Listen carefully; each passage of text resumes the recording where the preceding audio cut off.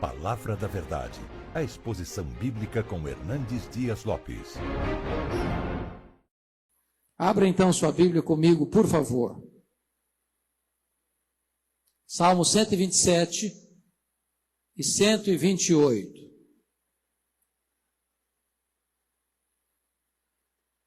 Esse texto diz assim: se o Senhor não edificar a casa, em vão trabalham os que edificam. Se o Senhor não guardar a cidade, em vão vigia a sentinela. Inútil vos será levantar de madrugada, repousar tarde, comer o pão que penosamente granjeastes. Aos seus amados ele os dá enquanto dormem. Herança do Senhor são os filhos, o fruto do ventre seu galardão. Como flechas na mão do guerreiro, assim os filhos da mocidade. Feliz o homem que enche deles a sua aljava, não será envergonhado quando pleitear com o inimigo à porta. Bem-aventurado aquele que teme ao Senhor e anda nos seus caminhos. Do trabalho de tuas mãos comerás, feliz serás e tudo te irá bem. Tua esposa no interior da tua casa será como a videira frutífera, teus filhos como rebentos da oliveira à roda da tua mesa. Eis como será abençoado o homem que teme ao Senhor. O Senhor te abençoe desde Sião, para que vejas a prosperidade de Jerusalém durante os dias de tua vida. Veja os filhos de teus filhos, paz sobre Israel. Amém. Irmãos queridos, esses dois salmos devem estar conectados. Eles são uma sequência lógica. E esses dois salmos retratam as fases da família.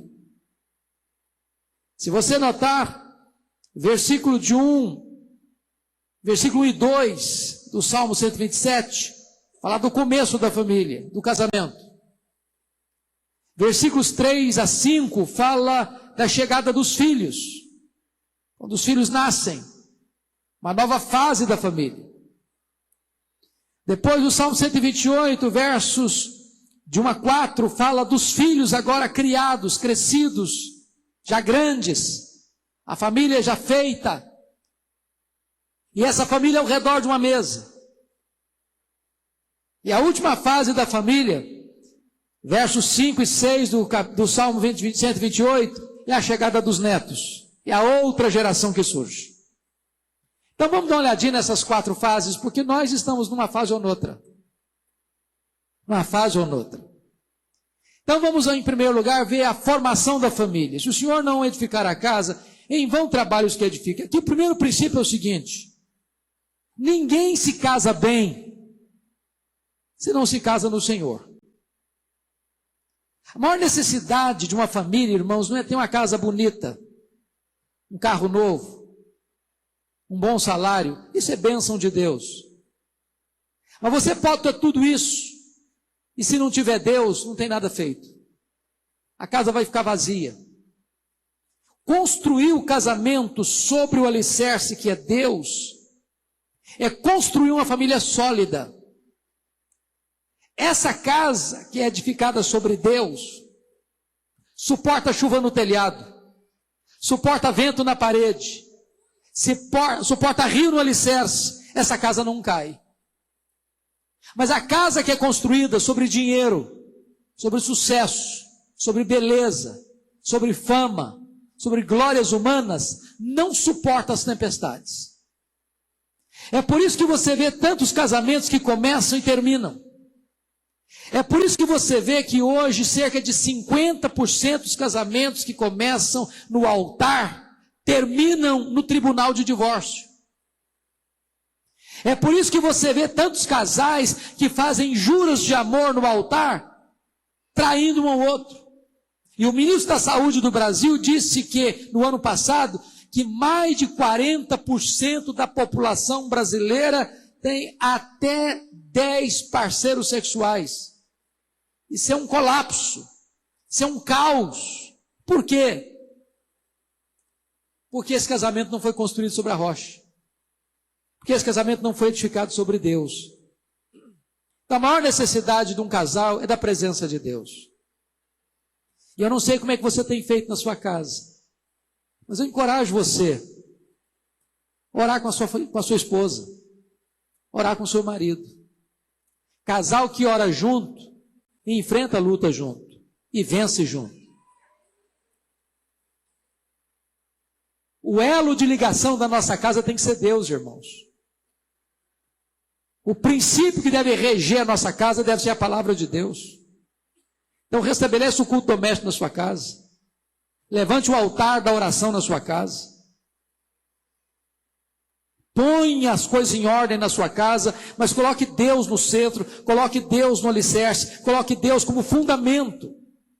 Porque se o Senhor não edificar a casa, seu trabalho vai ser vão.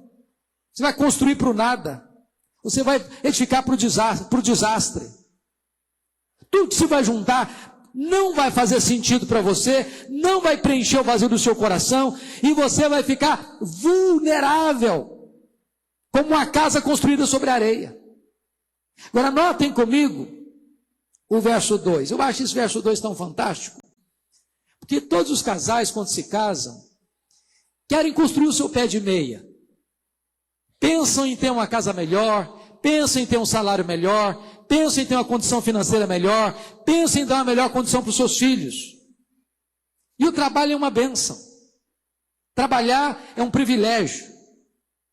Mas note isso.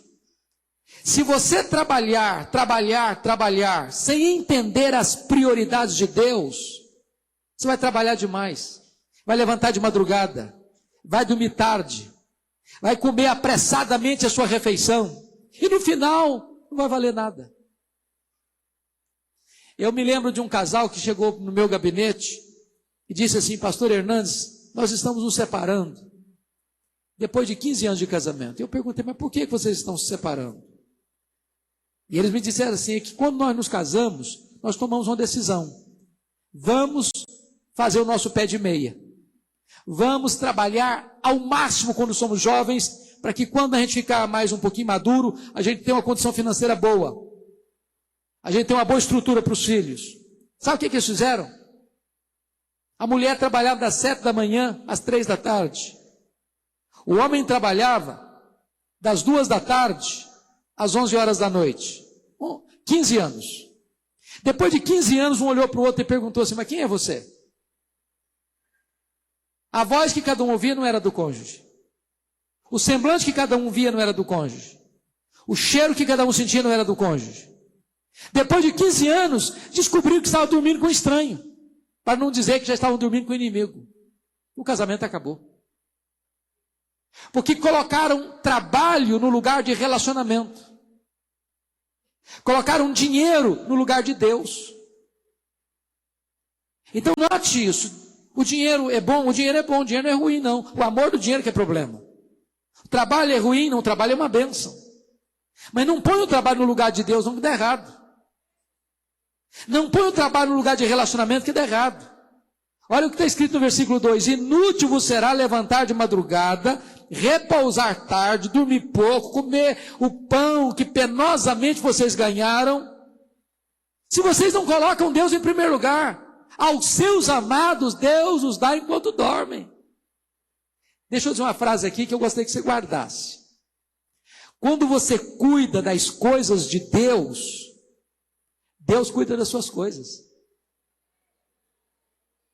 Quando você busca em primeiro lugar o reino de Deus, as demais coisas são acrescentadas. Quando você dá prioridade àquilo que é prioridade para Deus, Deus sabe qual a sua necessidade. Deus sabe o que você precisa. Deus sabe o que a sua casa precisa. Deus é quem é o nosso provedor, irmãos. Então aqui está um princípio. Eu sei que eu estou falando aqui para alguns casais jovens. Eu estou falando talvez para alguns solteiros. Eu estou falando para alguns pais que estão preparando os filhos para se casarem. A nossa geração hoje está muito diferente dos nossos pais. Muito diferente. Rapaz e moça hoje quer casar com tudo pronto, não é verdade? É a cultura nossa. Aí casa tarde, com 30, com 35 anos, que enquanto não tem um apartamento, enquanto não tem isso, enquanto não tem mobília em casa, enquanto tem tudo pronto, não quer casar. Quando eu casei, eu tinha muito amor no coração e sonho para dar. Não tinha nada, tinha um carro velho. Carro velho. Pela graça de Deus, estamos aí vivos, sobrevivemos, 28 anos de casado, Deus nos deu mais do que nós precisamos. Sabe por quê? Porque quando você busca as coisas de Deus, Deus cuida das suas coisas. Então ponha Deus em primeiro lugar. Se você botar coisa em primeiro lugar, você vai ter coisas, e as coisas não vão satisfazer você. Você vai ter uma casa bonita, chegar em casa, vai ter um vazio na alma. Deus precisa ocupar o primeiro lugar na sua vida, Deus precisa ser o fundamento da sua família. Aí vem a segunda fase do casamento, segunda fase da família. Confira comigo a partir do verso 3. Herança do Senhor são os filhos, o fruto do ventre o seu galardão. Hoje tem alguns casais que não querem ter filhos, porque filho dá trabalho. Há poucos dias uma pessoa dizia: eu quero curtir minha vida de casado, quero sair com a minha esposa, quero passear, quero ir para um restaurante. Não quero ver menino chorando no meu ouvido. Quero passar a noite sem dormir. Ok, mas você vai ficar velho. E a velhice na solidão não é fácil, não.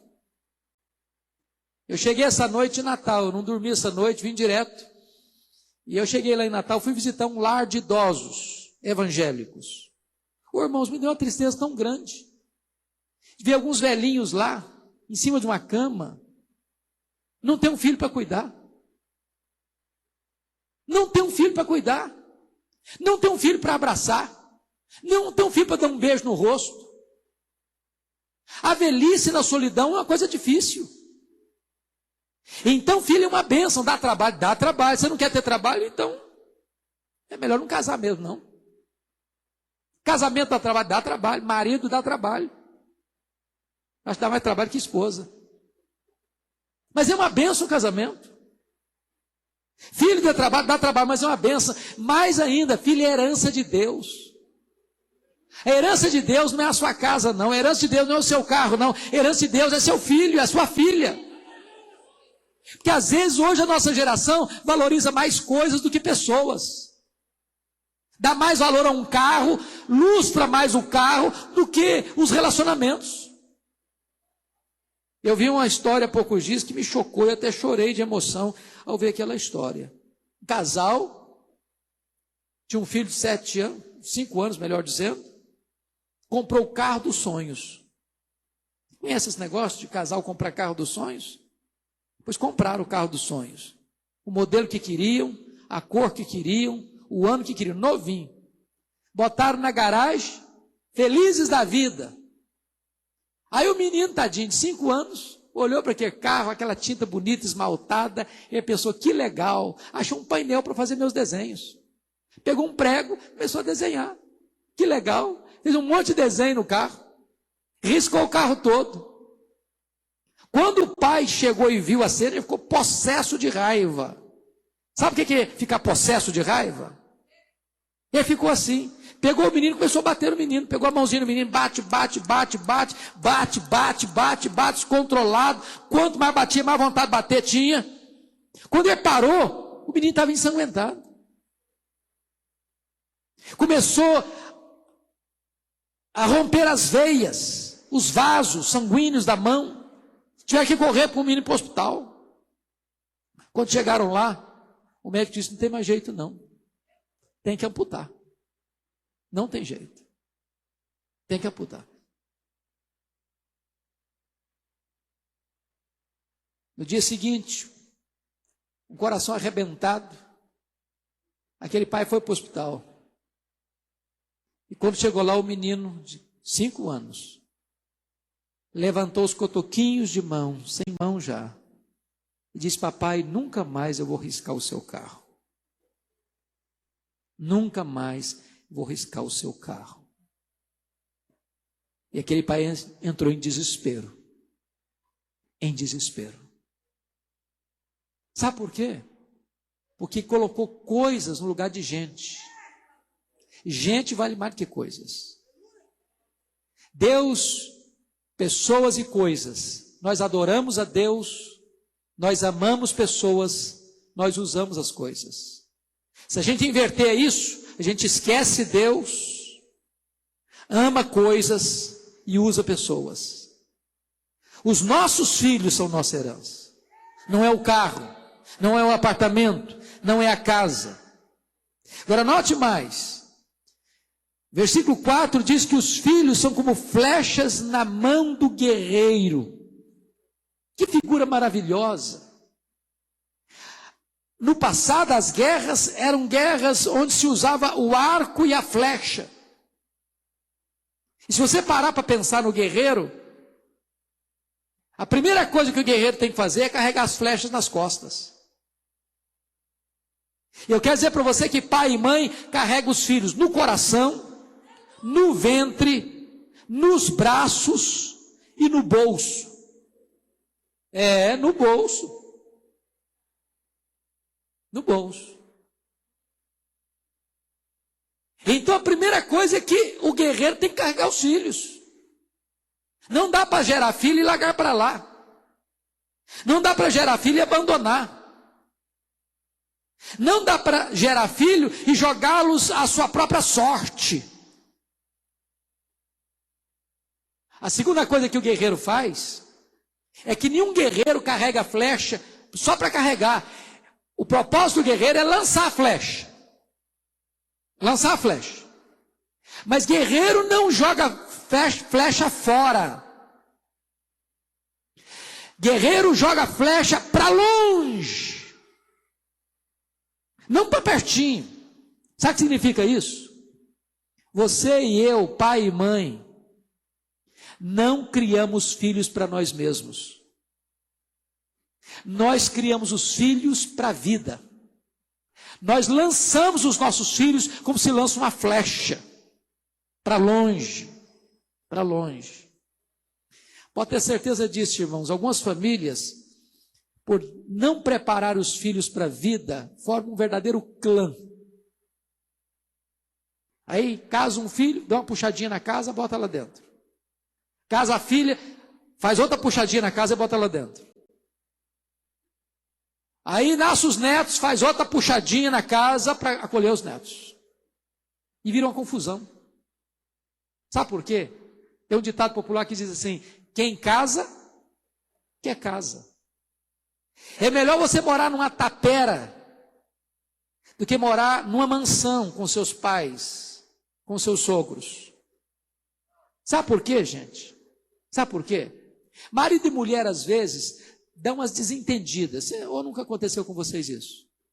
Vocês já são mais crentes do que eu, nunca tiveram, né? Um probleminha.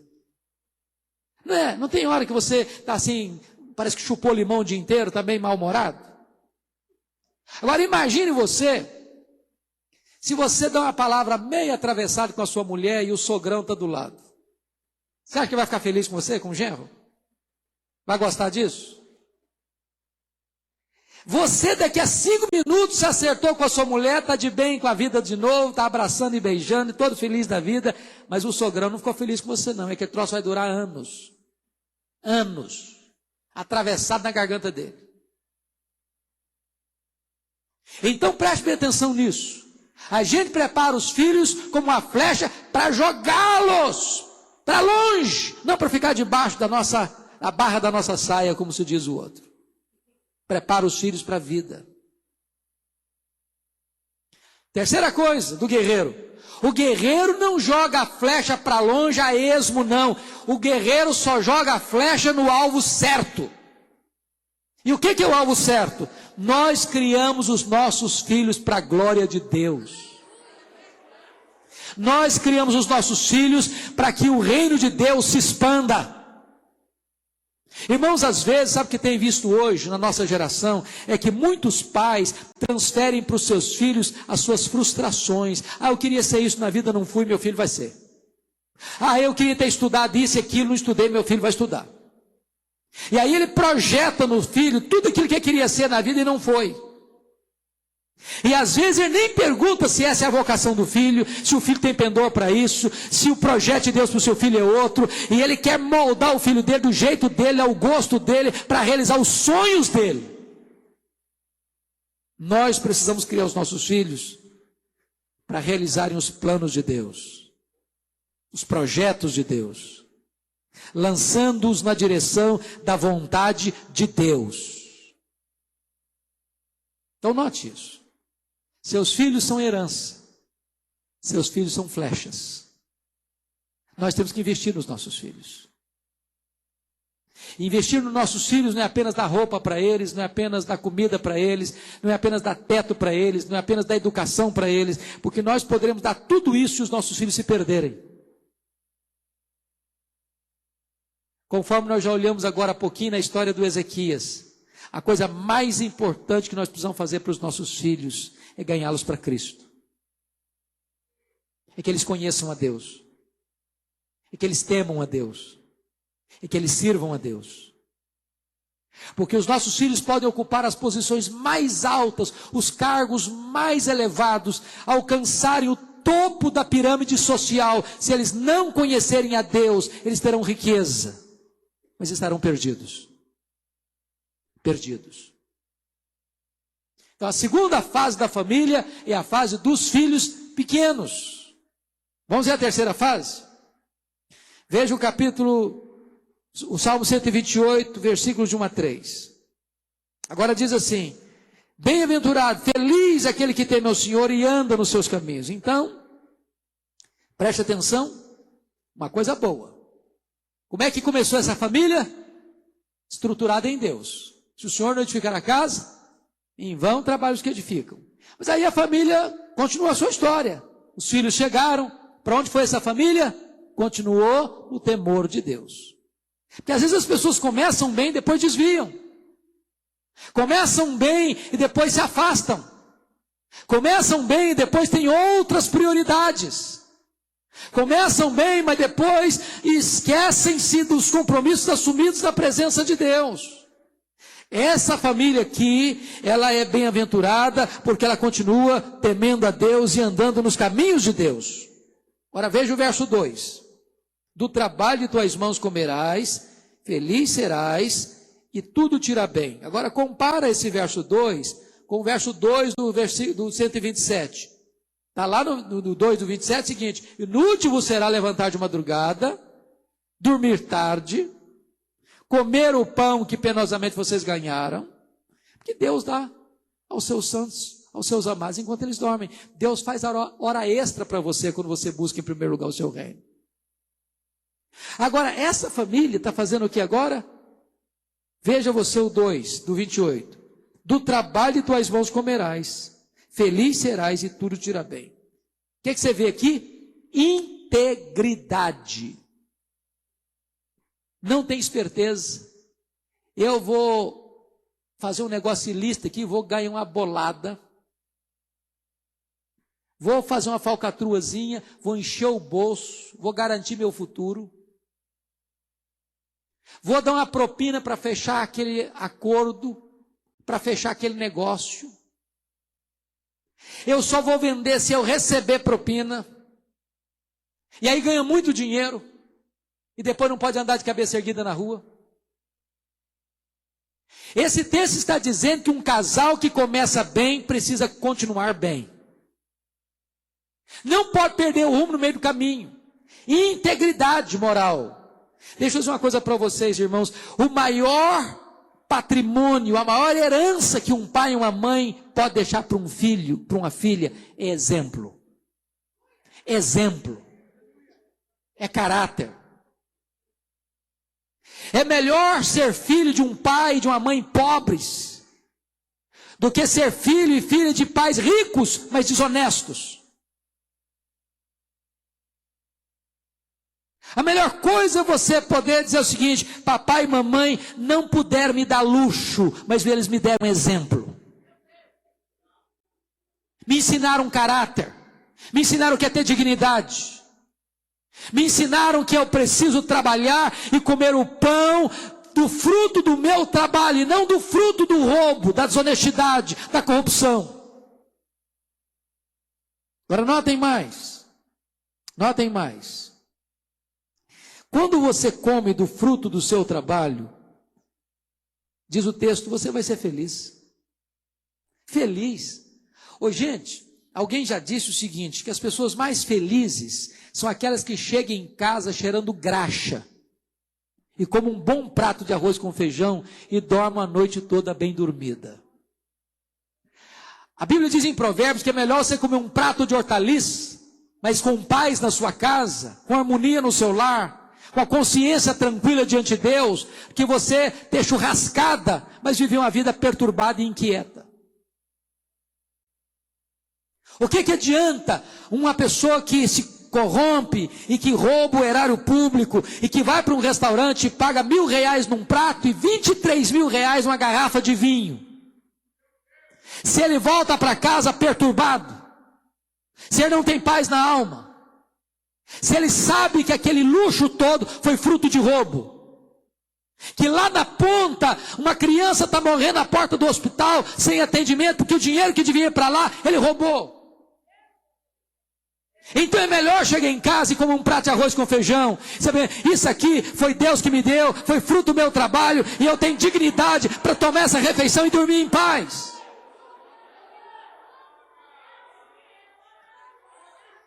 Olha o que está escrito no verso 3.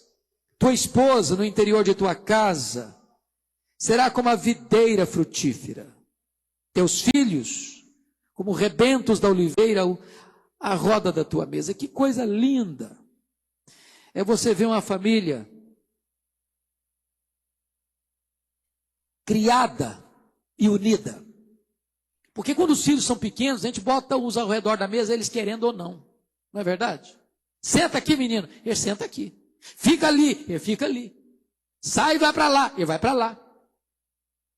Você não faz isso com um rapaz de 18 anos.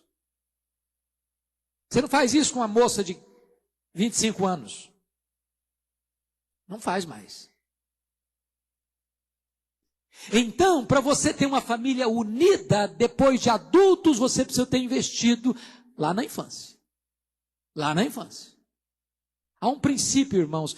Quando os filhos são pequenos, eles querem ficar com os pais. Quando os filhos crescem, os pais querem ficar com os filhos. O elo de ligação de uma família é a mãe. Você quer ver um exemplo? Quando morre a mulher primeiro e o homem fica viúvo, dificilmente esse homem consegue manter a família unida. Dificilmente. Primeira coisa é que ele não consegue ficar sozinho. O homem não sabe se virar. O homem é um bicho encrencado. É casa de novo. Aí cria duas famílias, uma para lá, outra para cá. E ele luta, mas não consegue manter unidade. Quando morre o homem primeiro, a mulher, a viúva fica. Ela junta todo mundo debaixo das suas asas. Consegue manter a unidade da casa. Consegue manter a unidade da família.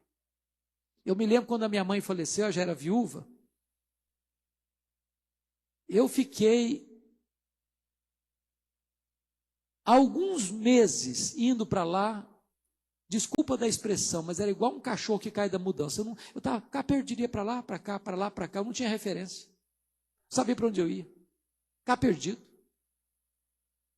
A mãe tem essa capacidade de costurar a unidade. Os filhos ao redor da mesa, a mãe ali, presente, amiga, conselheira, intercessora, elo de ligação, elo de união. Então, mulher, entenda esse papel importante que Deus lhe deu. Entenda, mãe, esse papel importante que Deus lhe deu. Invista na harmonia, na unidade da sua casa. E aí, se você perceber, o texto termina nessa fase dos filhos adultos com uma exclamação: eis como será abençoado o homem que teme ao Senhor. Como assim, eis como será abençoado? O que está acontecendo nessa casa? Primeiro, trabalho, honestidade, felicidade, harmonia, relacionamento gostoso entre os membros da família. Você quer uma coisa melhor que isso? Ou, vamos pegar o outro lado. Você quer uma coisa pior que uma família desunida? Onde se ajunta para pior, como diz lá em Coríntios. Onde está junto, está brigando. Igual porco espinho, se encostar um no outro, espeta. Que bênção é você chegar numa casa e ver as pessoas da família unidas. Irmãos se abraçando, pai e mãe abraçando filhos, filhos abraçando pais. Talvez pegando aquela cultura antiga dos nossos pais, um filho chegar até hoje, barba na cara, dizer: bênção pai, bênção mãe. É bonito isso. Alguém diz: é cafona. Não importa se é cafona, é bom. é importante. Não importa se seu pai é quadrado ou redondo, se a sua mãe é quadrada ou redondo, respeite seu pai, respeite sua mãe. Quando você honra seu pai e sua mãe, Deus abençoa a sua vida. Esse é um mandamento com promessa, é o primeiro mandamento com promessa. Deus dá para você bem-aventurança, Deus dá para você longevidade. Essa família está unida. Isso é uma bênção e é uma exclamação. Veja como é feliz o homem que confia no Senhor. E a melhor expressão da bênção de Deus na vida de um homem, de uma mulher, é a sua casa, é a sua família. Você pode ganhar o mundo, não faz sentido se você perde a sua família. Nenhum sucesso, conforme Josué diz, compensa o fracasso da família. Você não pode construir o seu sucesso sobre os escombros da sua casa. Mas aí vem a última fase. Confira comigo versículos 5 e 6.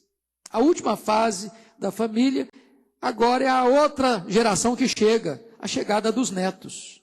O Senhor te abençoe desde Sião, para que vejas a prosperidade de Jerusalém, durante os dias de tua vida, vejas os filhos de teus filhos, paz sobre Israel. Oh, coisa linda! Eu não sou avô ainda, estou na fila, ansioso para chegar o dia. Dizem os avós que ser avô é melhor que ser pai. Dizem as avós que ser avó é melhor que ser mãe. Você já pensou que alegria que é? Você perceber que a sua descendência está se prolongando na terra? Que a sua geração não vai ser cortada como a geração de Ezequias foi cortada? De você saber que os seus filhos geraram filhos, e que os filhos de seus filhos vão gerar mais filhos, e que Deus vai perpetuar sua memória e sua geração na história? E de você poder agora, como Abraão, ter o compromisso de que as futuras gerações vão conhecer a Deus, e você vê seu neto, e talvez amanhã seu até bisneto, e você saudar de longe a promessa. Eu sei que Deus é fiel, e Deus vai cumprir a promessa, e a minha geração vai ser bem-aventurada na terra. Porque Deus prometeu de abençoar até 1000 gerações daqueles que o amam. Que privilégio, irmãos. É ter uma família, é constituir uma família, é criar uma família aos pés de Deus. É entender que Deus tem que vir primeiro, que o reino de Deus tem que vir primeiro, e que Deus é quem nos dá prosperidade, é Deus quem adestra as nossas mãos para adquirirmos riqueza. E quando você cuida das coisas de Deus, Deus cuida das suas coisas, e aí os filhos nascem, e você investe neles, eles são herança de Deus, você os prepara para a vida, e quando você os prepara para a vida, eles estão grandes, mas estão unidos em casa, eles são amigos, eles são companheiros, a mãe está junto, o pai está junto, ele é feliz, ele é bem-aventurado, e agora vem os netos, e os netos vão prosseguir nessa mesma pegada, nessa mesma jornada de conhecer a Deus e de tornar Deus conhecido. Que bênção, que bênção.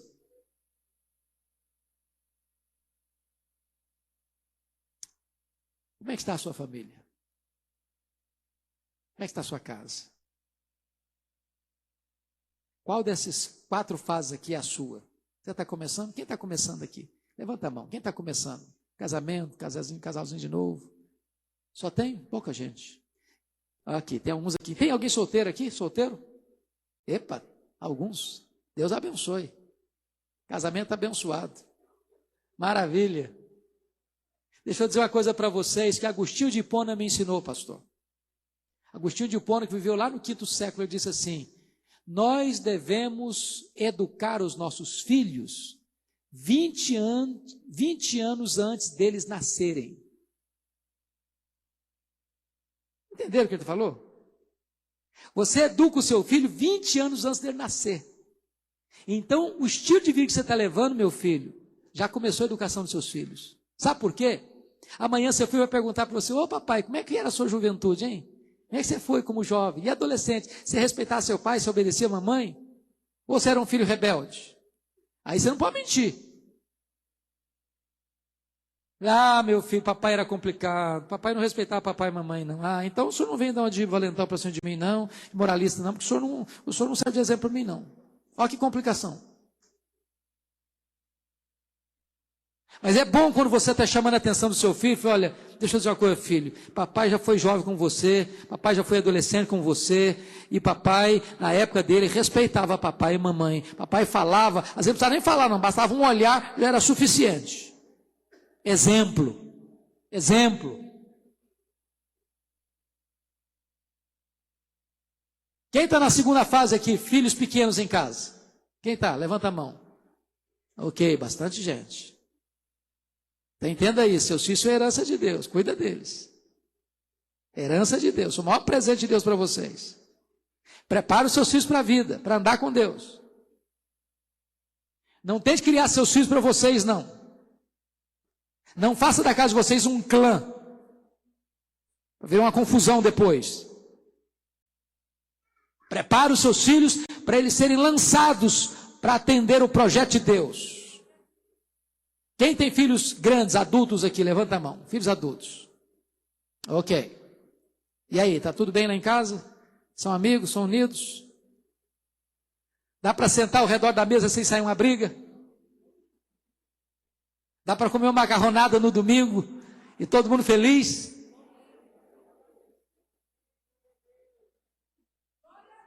Pois bem, e aí? Quem são os vovozinhos, vovô e vovó aí? Quem é? Aleluia, tem muita gente bonita aí.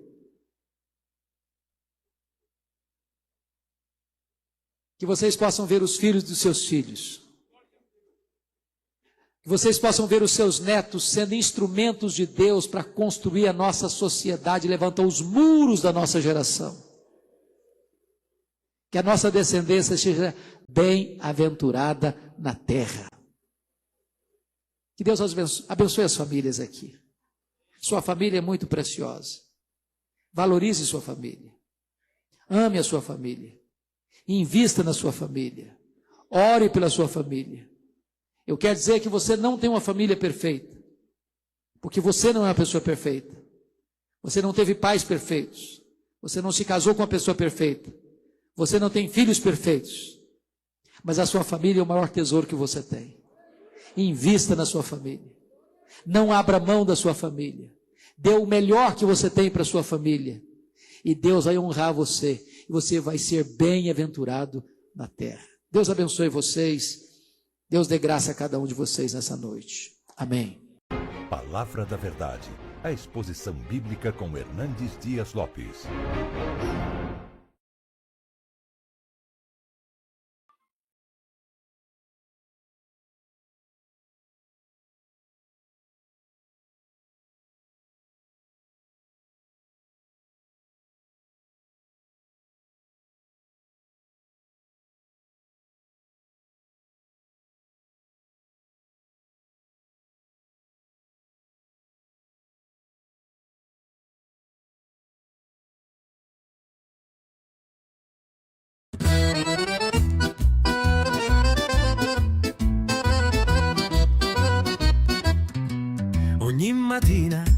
Ogni mattina, questo cori chi balla e chi canta, la vita scorre e tu mi manchi assai.